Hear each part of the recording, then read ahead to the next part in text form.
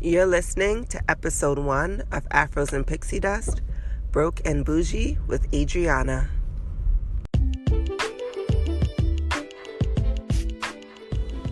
Hello and welcome to the very first episode of the Afros and Pixie Dust podcast. I'm your host, June, and I'm so happy that you all are here and listening. I'm excited to finally get this started, and I'm also excited about introducing you to my very first guest. Her name is Adriana. She goes by Bippity Boppity Broke on Instagram, and she is my very first Disney bestie. I met Adriana on Instagram. She reached out to me, she shot her shot, and I'll be forever grateful that she did, because it's been such an incredible friendship that has blossomed from our mutual love of all things Disney. We got to meet up in the parks last year in 2018, and we instantly clicked. I'm truly grateful for having to have met this woman. She is so focused and so motivated, and I just love that about her. She is a Chicago native that now resides in Florida and is a park regular who makes looking fly on a budget seem easy. In this interview, we talk about a few ways to save a little money here and there while in the parks, because y'all know Disney ain't cheap, but we're gonna go because we love it. We also talk about her $28 challenge that she does in Epcot during their various festivals, and I thought it was pretty dope. I definitely plan on having her back quite often, so I hope you get used to the sound of her voice and mine while you're at it. And as a disclaimer, I have a bit of a cold, so hopefully it'll be better for the next recording. So without further ado, here's my first episode. Please be gentle. I'm still getting used to this. I'm a bit of an introvert, so this is a big undertaking for me, but I know that this will be a blessing to a lot of my fellow Disblurds, so I'm putting myself out there for you all, and I hope you enjoy it. I'm still figuring out the audio, so there's a bit of an overlap with our voices, and it kind of sounds like we're talking over each other, but that's not the case. I didn't want to delay releasing this podcast while I was trying to figure out how to edit all of this, so I just figured out I'd put this disclaimer in the intro.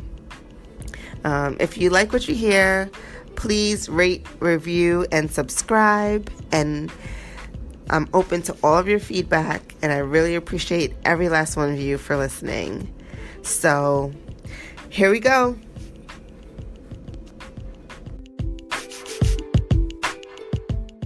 Thank you for being here and talking with me. I'm super excited. This is my first podcast ever. I don't know if I'm going to do it wrong, but hopefully we get it right. Look, there's no wrong way to do it because this is the first episode. So there you go.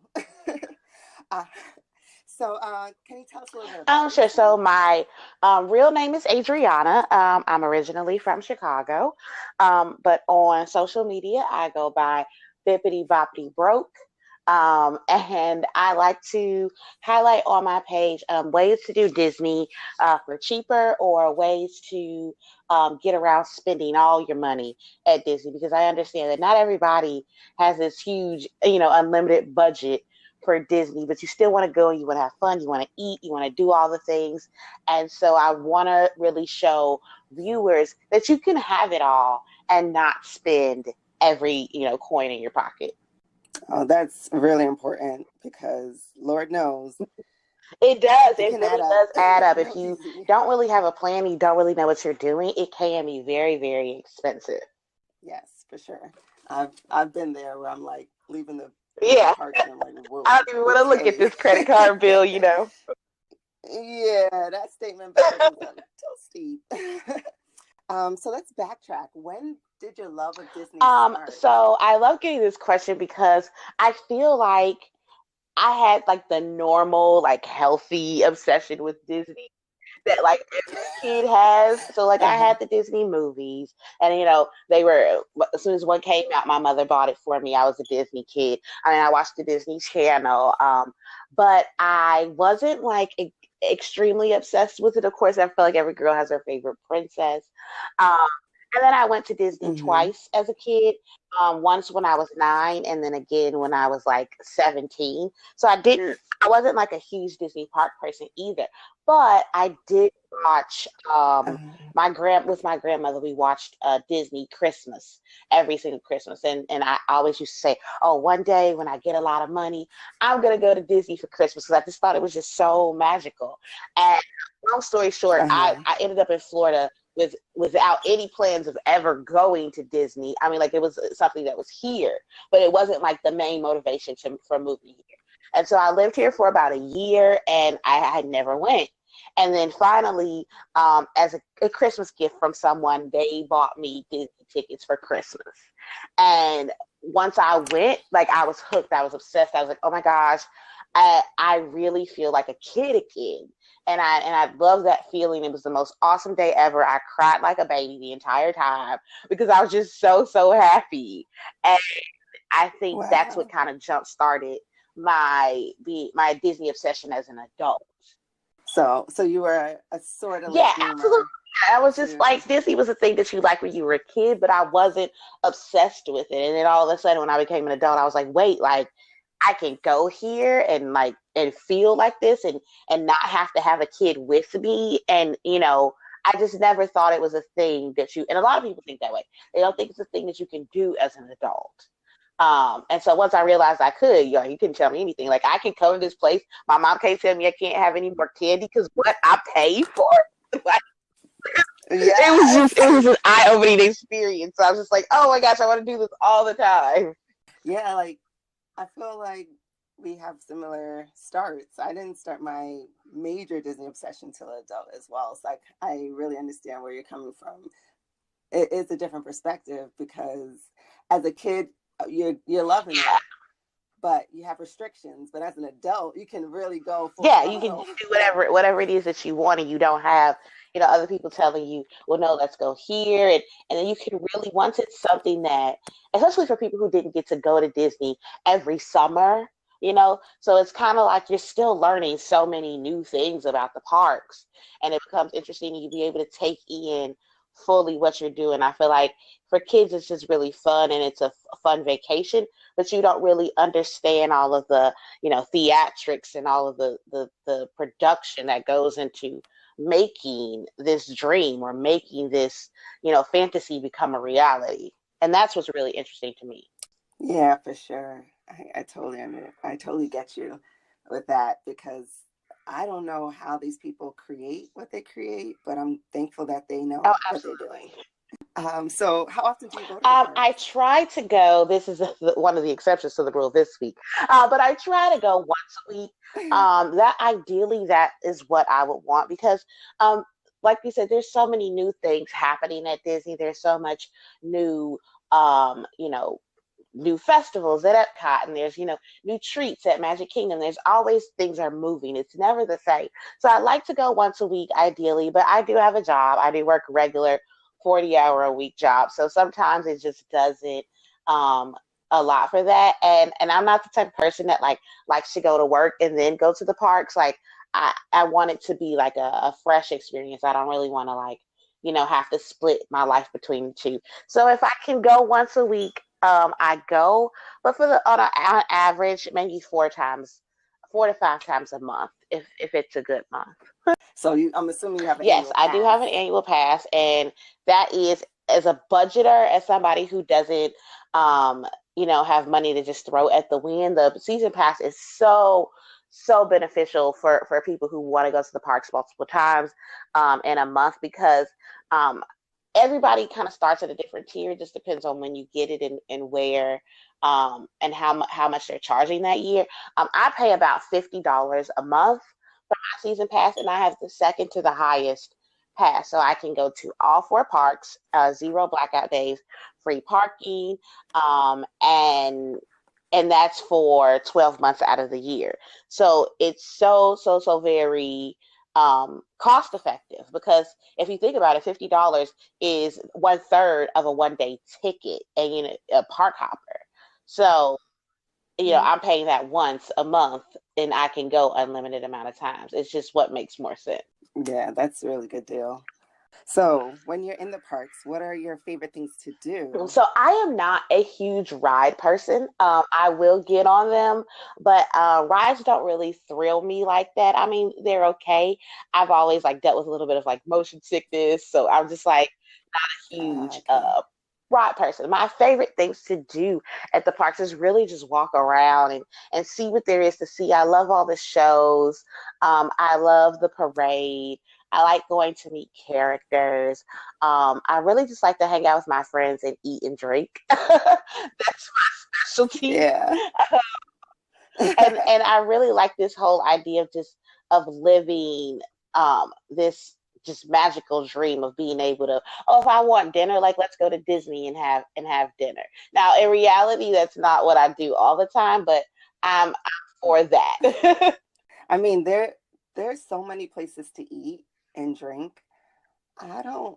I know I've never gone to every place. I don't know if I would ever be able to make it to every Oh place. yes, you could, there's totally a reason why you see people who have moved to Florida, in their 30s and now they're in their 60s and they go to Disney, every other day and there's always new things to learn and to see and to try because it like I said, it never stays the same and it's just expansive in itself.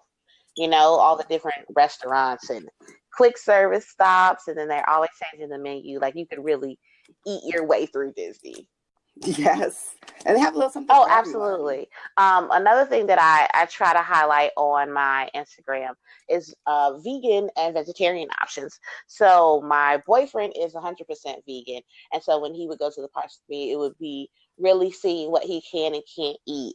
And so it's super exciting because now with Festival of the Flower and Garden Festival, they just made an entirely vegan booth, which is so cool for people who are vegan. So they're not, changing things around or trying to figure out what on it they can't eat and what they got to omit. Everything on the menu is completely vegan. So I'm excited to try some of those options.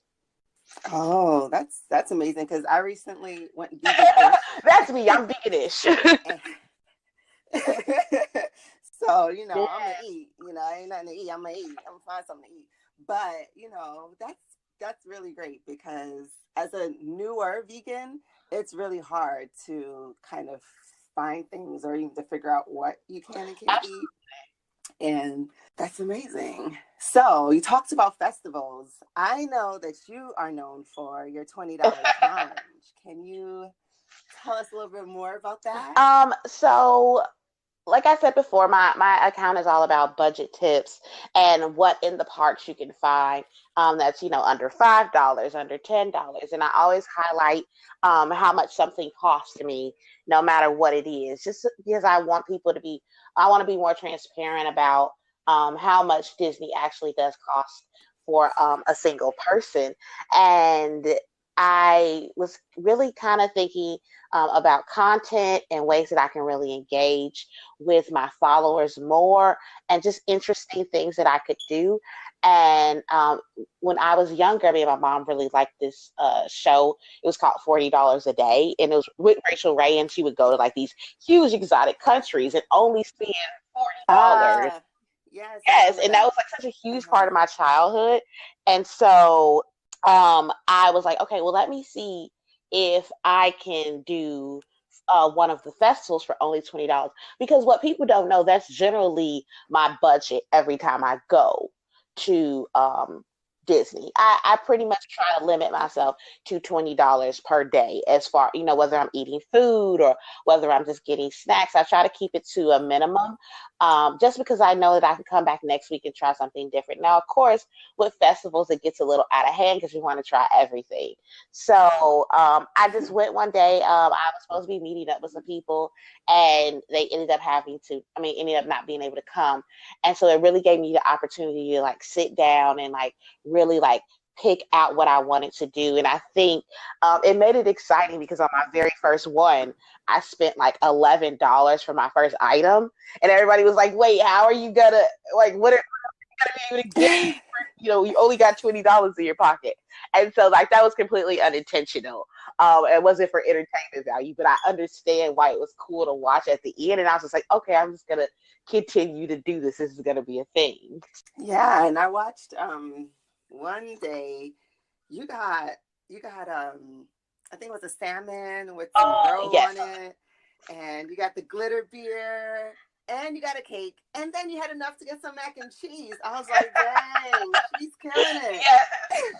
Yes. And that's really what all I do. It's not really even about um not spending all the money. It's just really about planning your day out prior to going and really seeing, okay, this is going to cost me this and this is going to cost me that, and really breaking up those more expensive items and putting those in separate trips or making them the highlight of that one trip instead of, you getting all the $13 items at the same time and then just looking like, oh my gosh, I just spent all my money.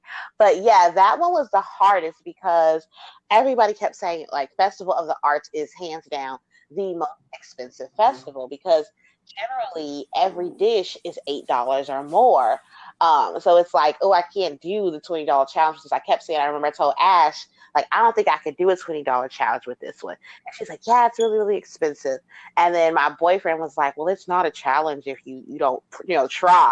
And I was Uh-huh. like, all right. So I like sat down at night and I like looked up all the menus and like looked up all the prices and then really like mapped out what I was gonna do. And then it just really helped that everything was kind of close to each other. So I was able to like get that table and like sit there and like show everything at once. So it just kind of like worked out in my favor. But that was my most exciting one to date because that cake was awesome. I love anything with salmon on it. And that it even had like caviar, it had like an edible flower on it. It just really exemplified like the whole Festival of the Arts. Like it was just such a pretty presentation. Uh-huh. So very important is Oh pre-gaming. yes. Okay. No winging it with the $20 Yes. challenge. Yeah, know what you're doing, Okay. Don't just kind of go in, guns blazing. I'm about to take over Disney and I'm going to do this and I'm not going to spend all my money because you really do have to sit there and be like, okay, how much do I want to spend? What are my options? And I feel like that goes for every single park that you go to. And as far as time as well, because that's something that I highlight. Time is money. And if you go Hmm. into the parks blind, if it's your first time ever going to the parks and you don't know about fast passes and you don't know where the rides are and you don't even have a clue about what it is that you want or what they have to offer, you will really waste a lot of time and money. This magical experience that you're supposed to have. That is a really good point. It is a planner's paradise. That is very true. There's days I've gone and winged it. I mean, I guess knowing a little bit more about Yeah, the parks, it's okay to wing it. But if you don't know anything and you're trying to go in there and make the most of your time, you may end up yeah, disappointed. absolutely. I completely agree with that. So speaking of parks, which one would you say is your favorite? Ooh, so all the parks are doing something different right now, so it's really not a Mm-hmm. favorite, but I've always been in love with Epcot. Like I said, I've never been a huge ride person. And I really like piggyback off of other people's experiences because if I'm having a good time and nobody else is having a good time, then it's not really worth it. And so one of my first Disney memories was going to Epcot with my grandmother, and she just thought Epcot was the Mm-hmm. coolest thing ever because we could go to all these different countries and there was a boat that took you across this little tiny river. When I was a kid, that river looked super huge. But now that I'm an adult, I'm like, oh, it's kind of tiny. But like, as a kid, I just thought that was so cool. And we and her walked around to different countries and we ate in France. And so that just kind of carried through my adulthood. And when I went back, I was just like, oh my gosh, this is so amazing. And just to explore every country and see what all they have to offer is my favorite part about going to Disney. Yeah, yeah. I think Epcot is. I'm so happy they created that park because it's like it's the spot. It's like you want to go chill with your friends. You can go to Epcot. You can travel the Yeah, world, absolutely. quote unquote. And I love the fact that they have the cast members in each country. They try to have the cast members in each country actually from those areas. And so you really get that immersion You do. experience. You do get the immersion experience, and especially for people who are trying to learn a different language, I always suggest Epcot. My friend Sage knows a little bit of Japanese, so she's always excited when she goes to the Japan Pavilion and she's able to speak with, the cast members, or order her sake. And I speak a little bit of French, so it's always exciting for me to try to, speak my French in France. It's a fun park, and I feel like it gets a bad rep a lot of times because people are like, "Oh, it's the boring park." But now with all the festivals that are going on, and the fact that you can see the characters in their country of origin, I think it's really cool, and they're just bringing something very special to Epcot to bring more traffic in. Yes, yes, that's definitely. And it's funny, I learned that Rapunzel was from Germany when I went to visit Epcot. I was like, oh, okay. You don't think about those things because it's just like we just think they're princesses we don't really pay attention to. And I think that I want to say Frozen was like the first film where you really paid attention to, oh, they're not, in some magical land, they're in an actual country that has culture and costumes of its own. I think they did a really good job of showcasing that. Other movies maybe don't present it as boldly as they do, so we don't really know that Snow White is from Germany, or well, that Bella's from France, but it's not always apparent. And so I think that's really cool that you can meet those characters in those countries, and they made the whole Disney aspect a little bit more incorporated into Epcot, because it was for a while the less Disney of the parks. Yeah, yeah, definitely. And I guess with the original plan for that park, it kind of was more of community than opposed to the animation and the characters, but you still want to feel like Absolutely. So what are some budget-friendly tips or pointers that you have for park goers? So the best tip that I can give park goers is to, like I said before, one, know your budget. So understand how much you're trying to spend, and don't think that it's impossible. If you want to go one day and only have $10, then there's so many things that you can do with $10. It's not impossible. If you have a family of four and you guys know you only have $200 to work with for that one day, definitely set that budget and try to see what it is that you can do. There's so many different quick service items that you can have. There's different sit down options you can have. I definitely think there's a plan for you. My number one tip I always want to give is don't think that the portions are really small. Disney gives you huge portions of food, and that's where your money gets eaten up because you've already paid your park ticket. It gets eaten up in food and merch. And just understand that maybe if you have a family of four, you only really need to order 2 or 3 different things from a restaurant, and kind of share those things, kind of have that sense of community instead of everybody ordering their own thing and it adding up to more. And then you're probably going to have leftover food. So that would be the quickest way to not let Disney eat up your money, is don't order as much food as you think you need. Scale back a little bit. Yeah, that's true. That's kind of where you don't realize you want to try all the snacks, you want to try everything because everything looks amazing and they make everything so pretty. Absolutely, they do make everything so pretty. That's a big thing. And then also just kind of prepare prior to, it rains in Florida. Bring your own poncho. Great accessories that are Disney themed all year round. Don't wait till you get to the parks to want every single shirt, and they're gonna get you with that because they have so many cute shirts, and this one is for Flower and Garden, and this one is for Mickey's Not So Scary Halloween Party, and they're gonna have those collectible items that you really want. And if you're a collector, it does get quite pricey, so I want to say just kind of be mindful of things you need and things that you want. So if I know that there's a festival coming up and I really want this shirt, then that's going to be my one large item. Yes, that's really important. My budget friendly tip is bring your own water. Oh my gosh, that one is such a good one. Bring water, because water at the parks is $3 a pop. And if it's you and four other kids, first off, y'all not gonna share that one water bottle. So No, it's gonna be warm too. so it's like, right, it's gonna be a warm water bottle, and you spent $12 there just on hydration. So please just bring your own water. Disney lets you bring a lot of things into the parks, and people don't know that. You can bring your own water, you can bring your own snacks, you can bring your own food. They have no problem with you bringing things that you need into the parks, especially if you have really little kids. I would definitely recommend bringing snacks, because then you're not stopping at a quick service every couple of hours to get them an ice cream bar, get them fries or something to snack on, because they're gonna get hungry. It's a long day, it's hot, you're gonna need to replenish that energy, and bringing those snacks in is very, very crucial, because then you're going to save some money there. Yes, for sure. And as a mom of two young children, and as a park goer, seeing kids melt down on Oh, lines, yeah.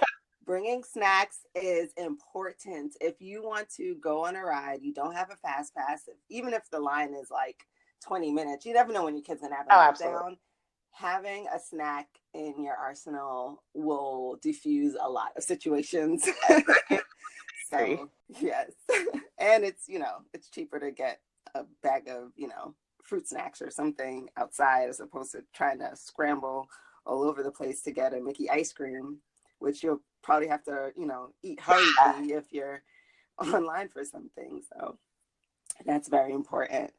So let's talk about shirts and ears. So I love your Instagram page because you have the cutest ears and your outfits are always amazing. So so are there other ways you like to express your fandom, or where do you get your ears and how do you come with your looks? So my overall aesthetic, my style is basically bargain bin shopping. Oh, no, just Yes, no, I love it. so I literally, like, when I'm going to the parks and I know I want to wear something new every single time. I don't all the time, but it's just something that you want.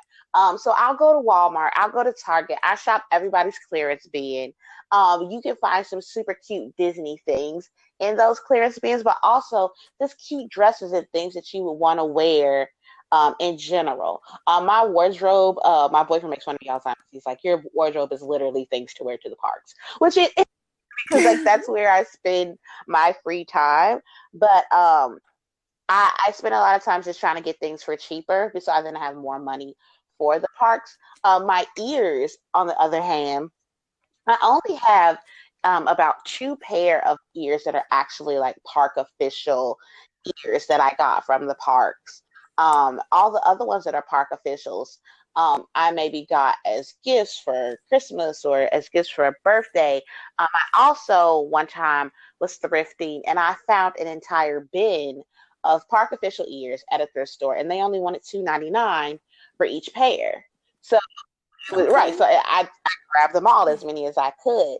Also, I like to show that my plain Mickey ears or my sequin Mickey ears, I take the bows off of them a lot and make my own bow and change the bow up. The changing the bow completely changes the ears. My Halloween Mm-hmm. ears were just a pair of plain Mickey ears without a bow, and I took the bow and I made, like, it looked like a bat, and I put that on there, and it completely made the outfit. So sometimes it's about reworking what you already have in order to create, new and interesting outfits. Yes, and I remember we opened up Toy Story Land So, together, and your ears, oh my God, I loved them. And you so made I those, do right? make some of my ears, and I don't. I know there's so many small shops out there that make great ears, and those are great options. But I'm the type of person where I'm crafty myself, so when I see ears, I'm like, oh, I can make something like that, or I can make something similar. But my Toy Story ears were so unique; I had never seen anybody do an idea like that. So basically, they look like little donuts, but they have the little green alien in the middle, and he's kind of spinning. He's suspended on a string, and he kind of dangles around. And so that my boyfriend actually gave me that concept. He was just like, Okay. oh, he saw the little. I had those little green men anyway, and I pulled them out, and I was just kind of like, oh, I kind of want to put these on the ears because I don't really know what I want to do for Toy Story Land. And he was like, put them on the ears. How about you put them like inside where they dangle? And I was like, what are you talking about? Like, how Mm. could you do that? And so, like, it took me a good 2 weeks to figure out, like, how I could get this done and make it look how I wanted it to look. And I got home from work the day before Toy Story opening. I got off at 6 and I started working on those ears. I had to, order my fabric, so I was waiting for everything to come in. Once it was in, I made those ears, and literally it took me till 3 o'clock in the morning. Excuse me. And then I was finished with them. And then I was like, oh my gosh, I don't have time to sleep. I got to get dressed and go. And I got dressed and went straight to the parks. I was so excited, and I had not a plan. I'm telling people to plan, and I had no plan at all. I literally messaged you in our group and was like, hey, I'm on my way. You were so awesome, and we're like, I'm here already. We got a spot for you. I'm like, bet, because I had nobody to hang out with. I had no clue what was going on. And we got there. It was just so fun. It was such a magical experience. And I will always say, opening a land is something completely unique, and it was just so fun and such a heartwarming, exciting feeling to be like, I'm one of the first people to ever see this part of the park. I just thought it was such a great experience. So thank you for sharing that with me. Oh, it was a pleasure. It was an amazing experience. I don't think I can convince the family to do it with me again, but I would like to do it again. Oh, absolutely. I am prepping so hard for Star Wars Land opening. It is going to be, it's not going to be for the faint of heart. It's going to be a hardcore opening. Yeah, I'm probably gonna have to skip that one, but I will definitely enjoy watching you guys open up that place. So people are like, I love all the memes coming out because it's literally what we've been saying anyway. Like, oh, need to start camping out now for Star Wars Land because it's just gonna be intense because you have Disney fandom, people, and then you have Star Wars fandom, and like that is such a massive fandom, and so to put those Yes. two together, it's just gonna be insane. And I am ready for it. Like I am pumped, and I just want to see it because I feel like with Pandora, I kind of missed the mark as well. Like I didn't go for opening, and then every day after that, it was just like, oh, it's going to be so crowded. It's going to be so crowded. I'm not going to be able to go. And I waited a clean 6 months, and it was still crowded. So it's like you have to get on it when you can, and just and be prepared that it's Disney and people love this stuff. So you're gonna have to wait for it if you want to see it. Yeah, definitely. I think we probably didn't hit up Pandora. It was probably a year out or so when we hit it up. And I was nervous even then. Like, oh my God, I'm not here to wait on no Yes. rides. We got to figure this out. We were lucky enough to get a fast pass with Flight of Passage. Oh, wow. And, the Navi River, I've only read it once. Because it's a one. I saved my fast pass. Yeah, I mean, it's beautiful, but if I have to put a fast pass somewhere, it's got to go to Flight of Passage. Oh, absolutely. Yeah, we ain't about waiting on lines around here. Oh my gosh. So before we go, I have to ask, which character do you identify with most? Who is your person, your ride or die character? Ooh, that one is kind of tough. So growing up, I always liked all the brown princesses because Tiana didn't come along until I was an adult, So those were like, Pocahontas and Mulan. Those were like my number ones. And then now we have Tiana, we have Moana, we have, all of these other we have all these other princesses to look up to now. But I want to say my OG favorite princess, and you can argue me down, she's still a princess. It's probably going to be Mulan, just because I really identify with the whole, like, wanting to be something other than what you were being told to be. This whole sense of like, honor and bringing honor to your family and making them proud, even if what you're doing they think isn't going to make them proud. And I think that's one of the things you don't get about Mulan until you're an adult. Like, she was just kind of going on her own thing here about, okay, I just want to bring honor to my family. I don't want my father to die in this war. And so I'm going to pretend to be a soldier, and I'm going to go and I'm going to make my family proud, even if they think that it's something that isn't going to make them proud. And she had to keep it a secret, and she was awesome, and she kicked butt. And that's such a good lesson for life, is that sometimes you just have to do things on your own and know that it'll pay off in the end. So Mulan is one of my favorites. Okay. No, that's an amazing way to describe it. And just as a side note, I love the way you break down movies, just period. So you definitely have to be back, because we're going to be doing some movie commentaries. Oh my gosh. I need to get your take. But yes, no, that's a really great way to describe it, because I think especially in this day and age, a lot of us are finding ourselves and bucking stereotypes and trying to really, dig deep and have a meaningful impact despite what we're expected to do. Absolutely. How we're expected to look or speak. And yeah, Mulan did it all. Absolutely. She's one of my favorites. So thank you so much for that. I could talk about Disney movies all day. So I am so down for a podcast about Disney movies and doing a little commentary on that. That would be great. All right. Yeah. Well, you're going to be back plenty of times. You're going to almost be like, Yay!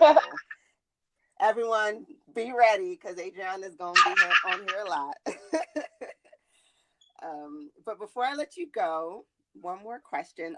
What's one thing about yourself that you would like for everyone to know? Ooh, one thing about myself that I want everyone to know. I just really want to make like my mark on the Disney community, and really I come from a sense of wanting that community and wanting to be accepted into the community, but wanting everyone else to be accepted as well. I'm really a people person, and I love people. I love hanging out, and I love when people just walk up to me at the parks and go, "Hey, I know your Instagram." That is one of the coolest things ever to me, because even though we do all these things, in my head, I'm still like this tiny little person who I think nobody's really paying attention to what I'm doing. And so when people recognize me and want to hang out with me, I am super ecstatic, because I want to get to know them. My point of having a Disney Instagram was not to be famous. It was to make friends, and that's, at the end of the day, that's all I want, is to make more friends and more connections and go more places. And if anyone ever wants to, collaborate, or if you just want to hang out at the parks, that is what I am for. I will never, ever, ever say no. So that's one thing I want people to know about me. I'm really genuine, and I do want to be a part of this community, and in every sense of that, and just hang out and have fun at Disney. That was so beautiful, and I couldn't agree more. Like, social media, the beauty of it is the fact that you can find your tribe, and you don't have to. Yes, exactly. You're definitely a part. I mean, me and Ash talk about you all the time. We're like, we can't wait for you to come back, because you were just one of those people that were just very much. It wasn't about any drama. It wasn't about competition. And I mean, people, I'm talking to you guys. If you see Juice bounce, I dubbed her the bounce assassin. Like, she kills it every single time, and it's so effortless. And you're just like, where did you think to do that? Oh my gosh, I loved your Phasma.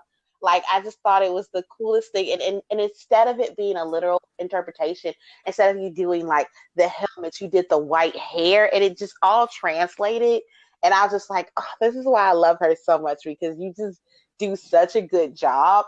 But when we met you, it wasn't like you were trying to outshine us, or you were trying to, compete with us. You were just trying to hang out with people, and you also had this really dope band that we were all for. So it was. It's just hard to meet that in the community. A lot of times it gets a little drama sometimes, and you get a little bit of, you meet people and they want to compete with you, and you meet people and they're like, oh, well, you have more followers than me, and they really want to hang out with you, maybe to get clout or not. They're not genuine all the time, and you were so genuine, and that's why we absolutely love you. Well, I love y'all. And guess what? Jesus had only 12 followers, and look at his reach. So it really shouldn't matter. It's Yeah. all algorithm in the end of the day. So finding people you connect with is the most important thing. And so I am so happy that I found you. You are like my first IG bestie, my first like Disney community bestie. And so, you my sis. And we going to let the world know how much we love this community and bring it to the world. So thank you so much. Thank you for inviting me. I'm so happy.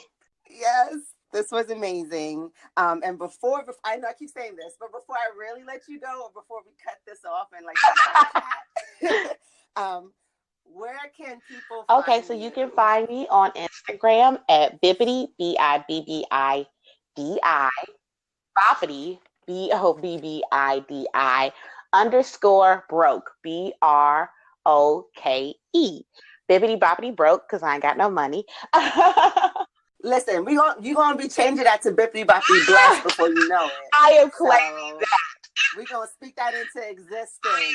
Claiming that. Eventually it will be changed to that. But yes, you can find me on Instagram right now, on Bippity Boppity broke. That is my main source of interaction with the community. I don't have a Twitter yet. I don't have a YouTube yet, but eventually we might get there. Yes, we're gonna have to start recording our combos. We're just gonna have like dish chat, or something. Yes. So once again, thank you so much for coming and spending this time with me and chatting just about your platform and how you came to love Disney. And I know you're gonna be back many times because I don't know if you've seen Captain Marvel yet, but I need to unpack with somebody that I trust. Absolutely. I haven't seen it yet. That's probably something that I'm doing this weekend. But yes, we will unpack that one. Yes, because I have my point of view, and it's not the majority point of view. We got to talk about it. Yes. All right. So once again, thank you. I really appreciate you taking the time out to speak with me. And all right, we'll absolutely. Thank you for having me.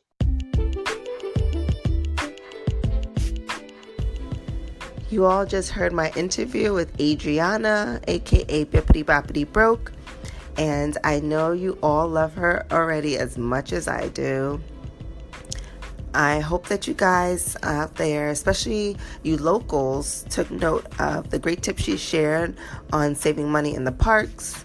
I know for sure the next time I go down to Orlando, I'm going to try to hit up an outlet or a thrift store or two and see if I can snag me some discounted park official ears.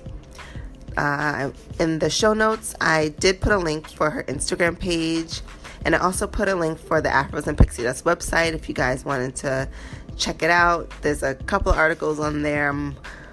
Promise I'm going to definitely give it a little more TLC in the near future. And then there's one thing I did want to do at the end of every podcast episode, and that was to highlight a minority-owned small business. On this episode, I'm highlighting Mess in a Bottle. It's a t-shirt and apparel company that's owned by Kalila Wright, and it's described as emotional, thought-provoking, and expressive to the current climate of the world. So go check out her stuff at www.messinabottle.com. I'll link her website in the show notes as well. Once again, if you enjoyed what you heard, please be sure to rate, review, and subscribe, and share this podcast with all of your Diz friends. And also be sure to join my newly formed Afros and Pixie Dust Facebook group, where I invite you all to share your personal tips and tricks for the parks, as well as your trip reports, pictures, movie reviews, and whatever else you want to chat about. So until next time, never stop deep conditioning or pursuing your happiness, guys. Later.